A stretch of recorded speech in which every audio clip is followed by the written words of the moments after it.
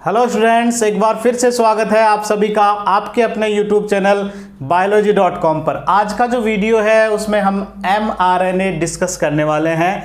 mRNA NCERT book जो है हमारी, उसमें mRNA एग्जैक्ट कहीं दिया हुआ नहीं है, लेकिन उसे टुकड़ों में कहीं कहीं थोड़ा थोड़ा मेंशन किया हुआ है। उन सभी को मिलाकर हम एक जगह करने वाले हैं और बहुत महत्वपूर्ण है आपको ट्रांसक्रिप्शन और ट्रांसलेशन समझने में।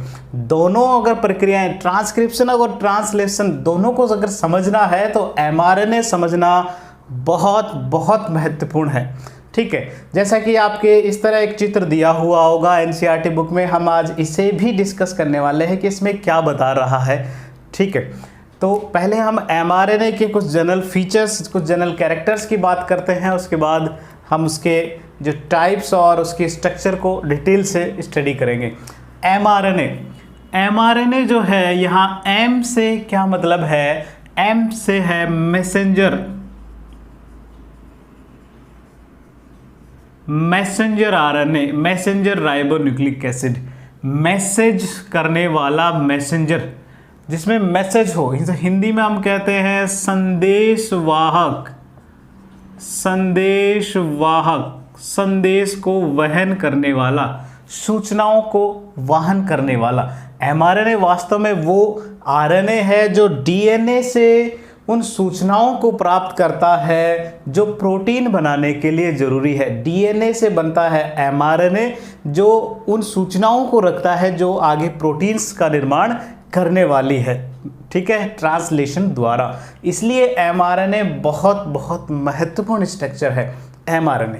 ठीक है, mRNA का निर्माण कहाँ होता है, किससे होता है? तो mRNA का निर्माण श्योर है DNA से ही होता है, और इसमें जो सहायता करने वाले जो एंजाइम है वो कहलाते हैं RNA पॉलीमरेज कहलाते हैं। ठीक है, DNA से निर्माण होता है mRNA का, और उसमें कौन से एंजाइम सहायता करते हैं? RNA पॉलीमरेज एंजाइम सहायता करते हैं। प्रोकैरियोट्स में तो RNA पॉलीमरेज ही होते हैं, प्रोकैरियोट्स में तो केवल आपको RNA पॉलीमरेज ही याद रखना है, यही mRNA बनाता है। लेकिन यूकैरियोट्स जो होते हैं, उस यूकैरियोट्स में mRNA का निर्माण RNA पॉलीमरेज के भी 3 भाग होते हैं। तो RNA पॉलीमरेज सेकंड जो है वो mRNA का निर्माण करता है, आपको ये भी ध्यान रखना है। तो DNA से mRNA का निर्माण होता है, और उस निर्माण की प्रक्रिया को हम कहते हैं ट्रांसक्रिप्शन या इसे हिंदी में कहते हैं अनुलेखन। तो RNA कौन सा? mRNA का निर्माण ट्रांसक्रिप्शन की क्रिया में होता है। किसके द्वारा? DNA से होता है। ठीक है, DNA से ट्रांसक्रिप्शन प्रोसेस द्वारा mRNA बना। ठीक है, और इसमें सहायता करने वाले एंजाइम है RNA पॉलीमरेज को बहुत सारी बुक्स में इसका जो पूरा नाम है वो मेंशन होता है, तो वो भी आप याद कर लेना। DNA से ये हम ट्रांसक्रिप्शन में और डिटेल से इसे बताऊंगा। DNA dependent RNA polymerase. ठीक है, प्रोकैरियोट्स में तो RNA पॉलीमरेज ही है, एक ही होता है जो mRNA, tRNA, rRNA सभी को बनाता है। लेकिन यूकैरियोट्स में RNA पॉलीमरेज सेकंड होता है जो mRNA को बनाता है। ध्यान रखना, RNA पॉलीमरेज सेकंड से बनता है। यहां तक बात समझ में आ गई? ठीक है, RNA पॉलीमरेज जो होता है वो एक सीधा से मतलब एक स्ट्रेट लीनियर स्ट्रक्चर होती है। ध्यान रखना, लीनियर स्ट्रक्चर होती है। जैसे हमने tRNA में देखा कि वहाँ बेस पेयरिंग हो जाती है, यहाँ लीनियर स्ट्रक्चर से आप ऐसे समझ लीजिए एक सीधी रेखा होती है, उसमें किसी तरह का कोई कुंडलन, कोई कॉइलिंग नहीं पाई जाती, या किसी तरह का कोई बेस पेयरिंग भी नहीं पाई जाती। बेस पेयरिंग यानी कि A और U इस तरह आपस में जो है बेस पेयर्स बना ले, या G C और G जो है वो बेस पेयर्स बना ले हाइड्रोजन बॉन्ड द्वारा, तो ये कार्य जो है mRNA में नहीं होता। mRNA में बेस पेयरिंग नहीं पाई जाती है, वो तो सीधा इस तरह एक सीधी लाइन के रूप में होता है, कोई बेस पेयरिंग उसमें नहीं होती। आप सीधा सा सोचिए, इसको बनाना है प्रोटीन, और बेस पेयरिंग से जो है वो न्यूक्लिक एसिड्स में स्थायित्व स्टेबिलिटी बढ़ती है। अगर बेस पेयरिंग हो जाएगी तो इसमें स्टेबिलिटी बढ़ जाएगी, इसकी जो सक्रियता है वो घट जाएगी। जब सक्रियता घट जाएगी तो श्योर है ये प्रोटीन बनाना इसके लिए मुश्किल हो जाएगा, ठीक है। इसलिए इसमें किसी तरह की कोई बेस पेयरिंग नहीं होती है। नेक्स्ट, mRNA जो होता है वो टोटल आरएनए का लगभग 1 से 5% ही होता है ऑफ टोटल आरएनए। यानी कि एक सेल में जितना भी आरएनए होता है उस आरएनए का मात्र 1 से 5% भाग ही mRNA होता है। यानी कि हम कह सकते हैं यह सबसे कम होता है, सबसे कम। अगर tRNA, rRNA और mRNA इन तीनों में देखा जाए तो सबसे कम कौन सा होता है, तो mRNA सबसे कम होता है, ठीक है। नेक्स्ट, इसका जो लाइफ स्पैन है, इसका जो जीवन काल है वो भी सबसे कम होता है। तो जीवन काल, लाइफ स्पैन जो है वो सबसे कम होता है। tRNA, rRNA और mRNA में सबसे कम अगर लाइफ है किसी की तो वो है mRNA। mRNA की जो जीवन अवधि है वो सबसे कम होती है, ठीक है। यहाँ तक बात आपको समझ में आ गई होगी। बात करें mRNA जो है वो mRNA 2 तरह के होते हैं। मोनोसिस्ट्रॉनिक, हम प्रकारों की बात कर रहे हैं, 2 तरह के mRNA हो सकते हैं, मोनोसिस्ट्रॉनिक और दूसरा जो है वो है पॉलीसिस्ट्रॉनिक। पॉलीसिस्ट्रॉनिक। तो mRNA जो है वो 2 तरह के, उनकी कोडिंग कैसे होती है, वो प्रोटीन निर्माण किस तरीके से कर रहे हैं, उस आधार पर 2 तरह के होते हैं, मोनोसिस्ट्रॉनिक और पॉलीसिस्ट्रॉनिक। मोनोस यानी होता है एक, सिस्ट्रॉन यहाँ जीन से संबंधित है, उसके प्रोटीन सिंथेसिस से संबंधित है सिस्ट्रॉन, ठीक है। तो mRNA से यदि एक ही प्रकार के प्रोटीन का निर्माण हो, mRNA और mRNA से बन रहा है केवल एक ही प्रकार का प्रोटीन, तो उसे कहते हैं मोनोसिस्ट्रॉनिक। और ये अधिकतर होता है यूकैरियोट्स में। किन में होता है? यूकैरियोट्स में एक mRNA से एक ही प्रोटीन बनता है, इसलिए मोनोसिस्ट्रॉनिक। पॉलीसिस्ट्रॉनिक जो mRNA है उसका मतलब होता है ऐसा mRNA जिससे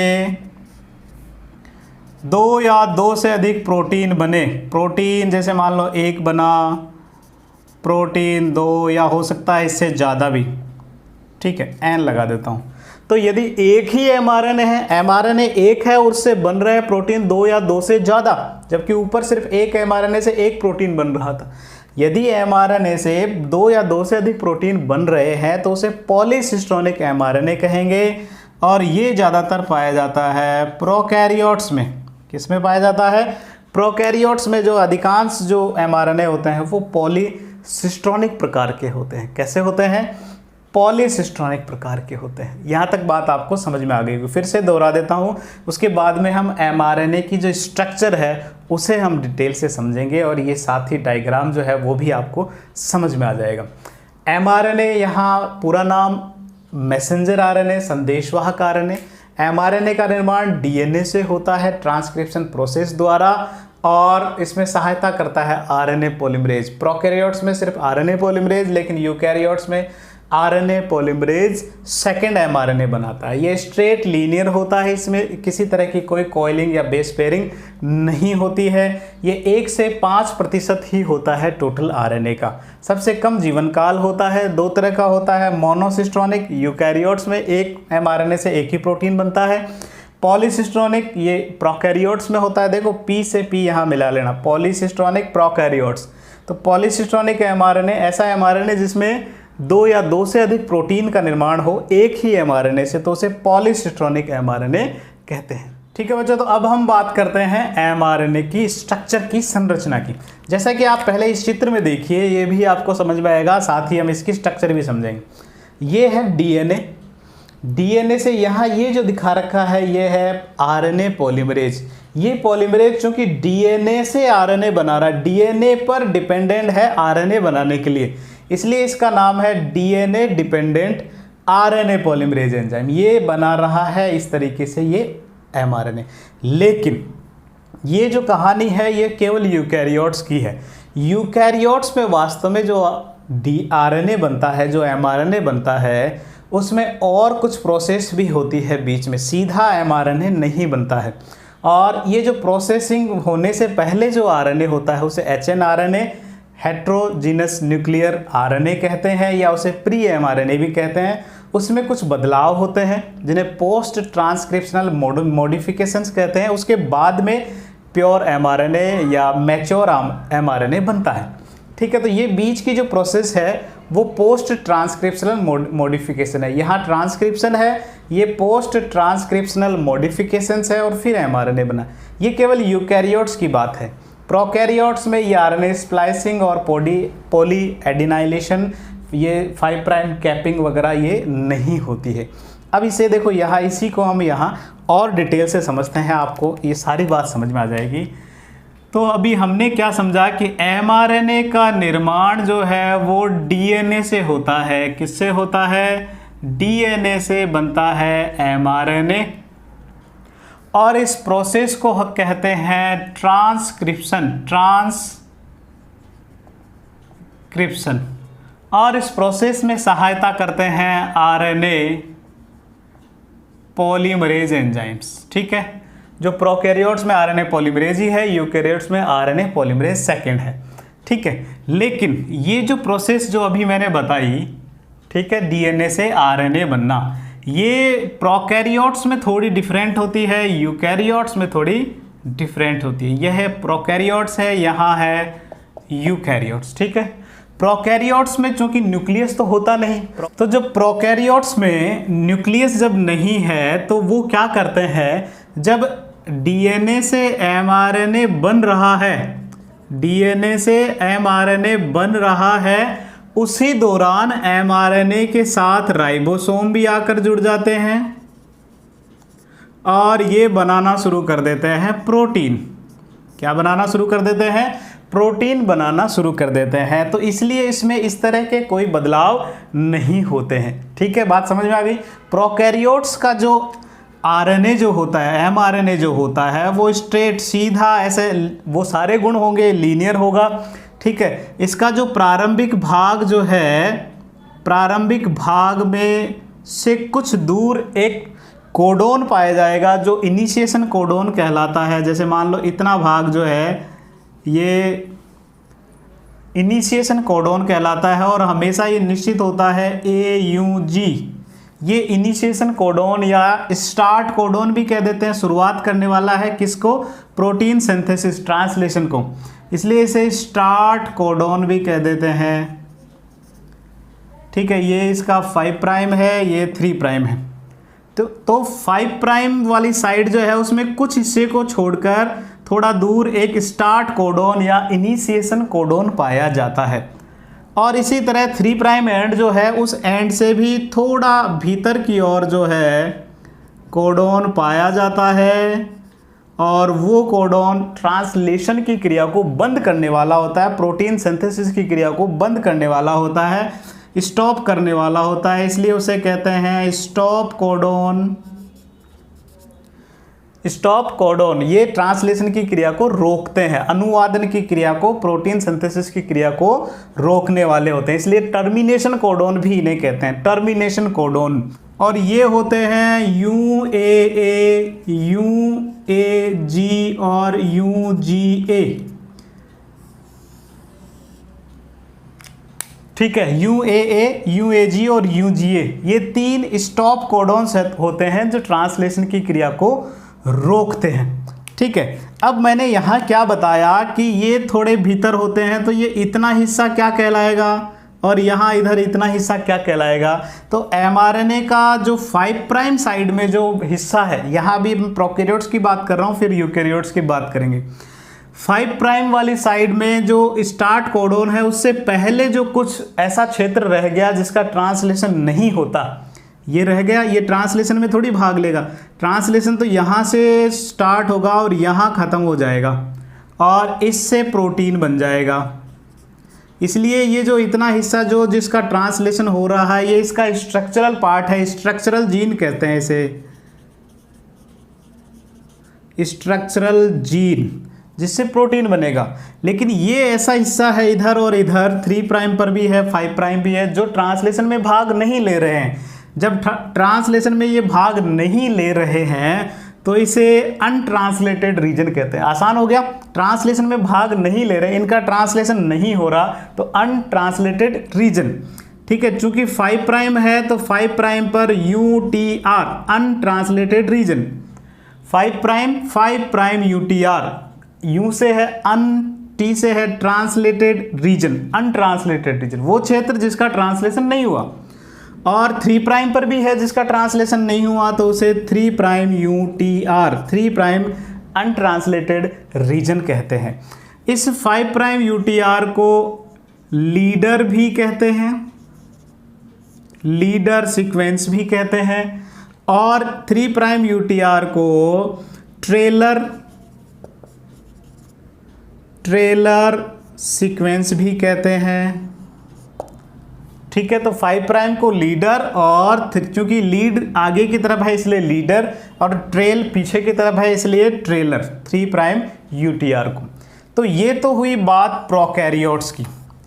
ठीक है, क्या हुआ, प्रोकैरियोट्स में DNA जो है वो बाहर रहता है साइटोप्लाज्म में ही, इसलिए DNA से mRNA बनने के दौरान ही साइटोप्लाज्म में ही तो राइबोसोम होता है, वो mRNA से आकर जुड़ जाता है और प्रोटीन सिंथेसिस भी साथ ही साथ करना शुरू कर देता है। इसलिए ये बाद के जो मॉडिफिकेशंस है इनकी ज़रूरत इसे है नहीं, और इसके mRNA की स्ट्रक्चर हमने समझी।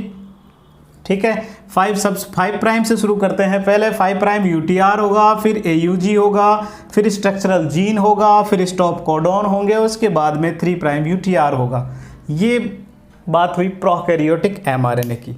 अब बात करते हैं यूकैरियोटिक mRNA की। तो इसे आप ऐसे समझिए, ये कोशिका है, सेल है, इस सेल में होता है न्यूक्लियस, न्यूक्लियस में होता है DNA। अभी हमने क्या समझा, mRNA बनेगा किससे, DNA से mRNA बनेगा। तो बनेगा कहाँ, यहाँ न्यूक्लियस में ही तो बनेगा। ठीक है, तो यहाँ यूकैरियोट्स में mRNA जो है उसका निर्माण कहाँ हुआ, न्यूक्लियस केंद्रक में इसका निर्माण हुआ। अब ये न्यूक्लियस से फिर बाहर आएगा mRNA, यहाँ आएगा, क्योंकि राइबोसोम यही होते हैं साइटोप्लाज्म में। तो यहाँ आने पर यहाँ इसे खतरे हैं बहुत सारे, क्योंकि यहाँ होते हैं बहुत सारे न्यूक्लियस। ठीक है, और क्षारीय माध्यम में भी mRNA टूटता है, न्यूक्लियस भी mRNA को तोड़ सकता है, तो इसे बचाने के लिए प्रयास किए जाएंगे। ठीक है, तो अब इसे आप समझिए, DNA से ट्रांसक्रिप्शन द्वारा बना mRNA, DNA से ट्रांसक्रिप्शन द्वारा जो बना उसे hnRNA कहते हैं। क्या कहते हैं, HN। ये यूकैरियोट्स में बात हो रही है केवल, उसे hnRNA या इसे प्री mRNA भी कह देते हैं, प्री mRNA, पहला। ठीक है, HN से यहाँ है हेट्रोजीनस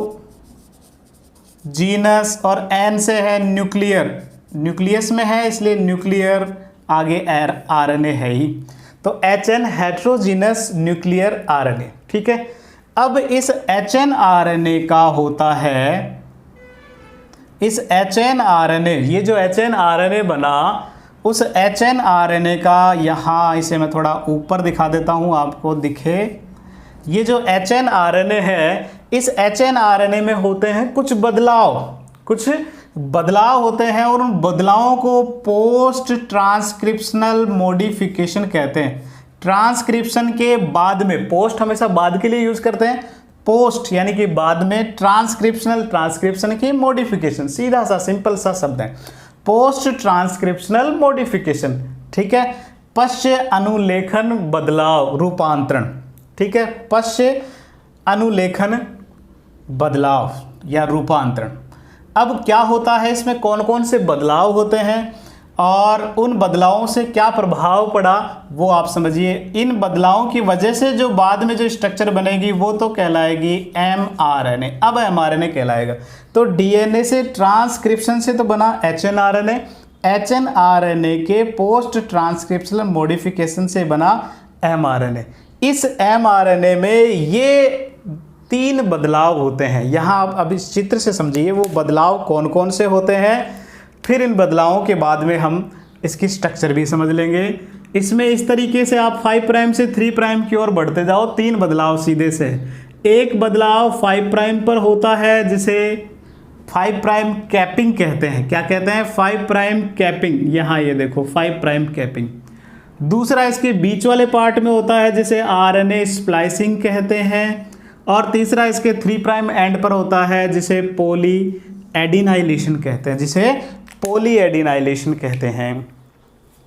अब ये जो तीनों जो बदलाव हैं, इन बदलावों में क्या क्या हुआ वो आप यहाँ समझिए। इन बदलावों में होता क्या है,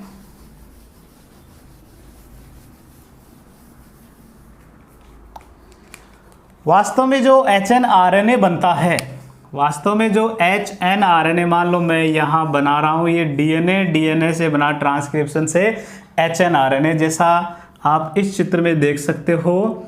ये जो है अभी HNRNA है, HNRNA है, heterogeneous nuclear RNA।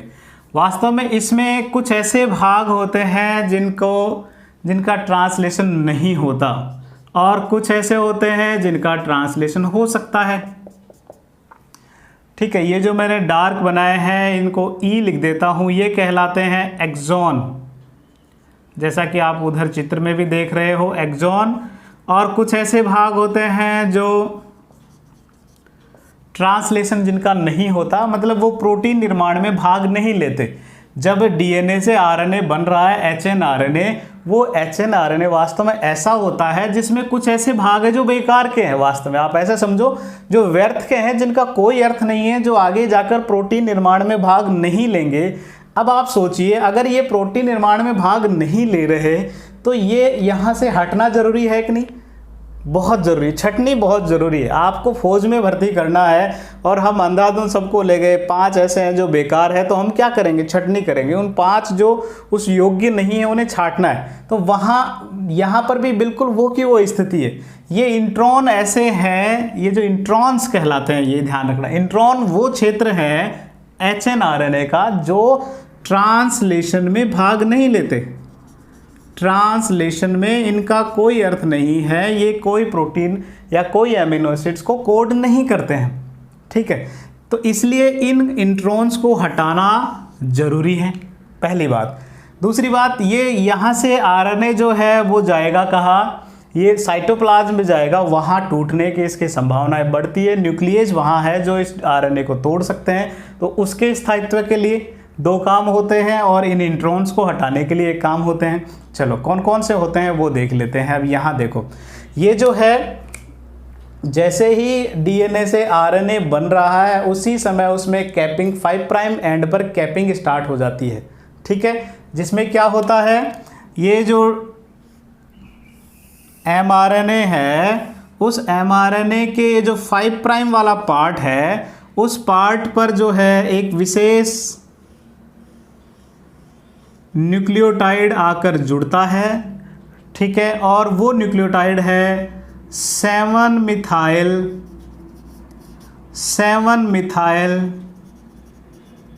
Guanosine, 7 methyl guanosine, और वो भी ट्राईफास्फेट वाला। इसमें 3 फास्फेट और साथ में होते हैं।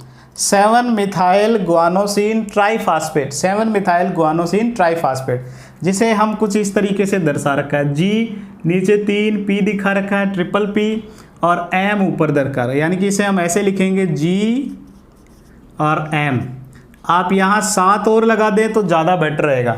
7 methyl guanosine triphosphate, 7 methyl guanosine triphosphate कहाँ होता है? ये 5 प्राइम पर होता है। इसकी वजह से mRNA की स्टेबिलिटी बढ़ती है, स्थायित्व बढ़ता है। यहाँ तक बात समझ में आ गई? ठीक है। दूसरा काम होगा आरएनए स्प्लाइसिंग। आरएनए स्प्लाइसिंग वो प्रोसेस है जिसमें ये जो जैसे मैंने यहाँ जो हरे रंग से दर्शा रखी है वो है इंट्रॉन्स, ये एक है, दूसरी है, ये तीसरी है, ये चौथी है। इन इंट्रॉन्स को जो है हटा दिया जाता है और हटाने के बाद जैसे यहाँ देखो हरे रंग से मैंने दर्शा रखे हैं, ये स्प्लाइसिंग करने वाले कुछ कारक आए, ये जो लाल गोले में दर्शा रखे हैं, और इन कारकों ने, एंजाइम्स ने, न्यूक्लियसेस हैं ये एक तरह के, इन्होंने इन हरे रंग को हटा दिया, अब केवल ये बच गया। यानी कि सभी इंट्रॉन्स को जो है यहाँ से बाहर निकाल देंगे और इनको बाद में एक्सॉन्स को जोड़ देंगे।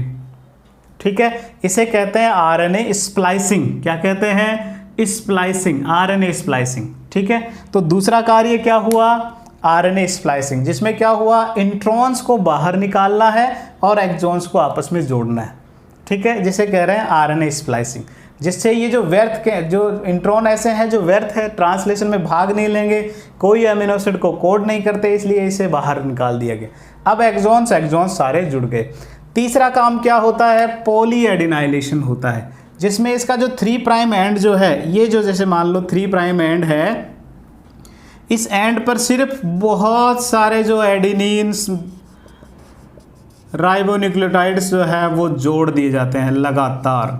3' एंड पर लगातार एडिनिन होते हैं। हम जानते हैं ना कि आरएनए में जो है 4 A, G, U और C ये बेसेस होते हैं। तो ये वाला जो है ये यहाँ लास्ट में कुछ ज़्यादा ही लंबा होता है, केवल A होते हैं। क्योंकि A है बहुत सारे और टेल पूंछ जैसे बना रहे हैं, इसलिए इन्हें पॉली ए टेल कह देते हैं। बहुत सारे A की पूंछ। ठीक है, कहाँ? 3' पर। ठीक है, इससे भी इन दोनों से 5' पर कैपिंग और 3' पर पॉली एडिनाइलेशन, इससे एमआरएनए की स्टेबिलिटी बढ़ती है। और स्प्लाइसिंग से क्या हुआ? इंट्रॉन्स, व्यर्थ के भागों को हटा दिया गया। ठीक है, अब इतनी स्ट्रक्चर बन चुकी है एमआरएनए की। ठीक है, ये बीच में एक्सॉन्स हो गए, 5' कैपिंग हो गई, 3' पर पॉली एडिनाइलेशन टेल बन गई।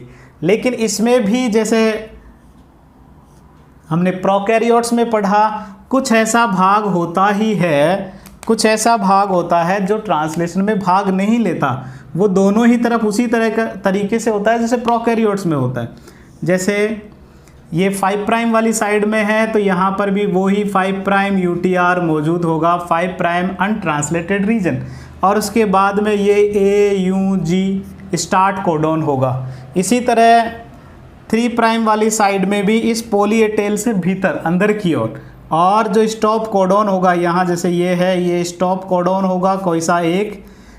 ठीक है, तो उसके बाद में ये जो है वो 3' UTR होगा, अनट्रांसलेटेड रीजन, और बीच का जो ये सारा भाग है ये इसका स्ट्रक्चरल जीन होगा जो क्या बनाएगा?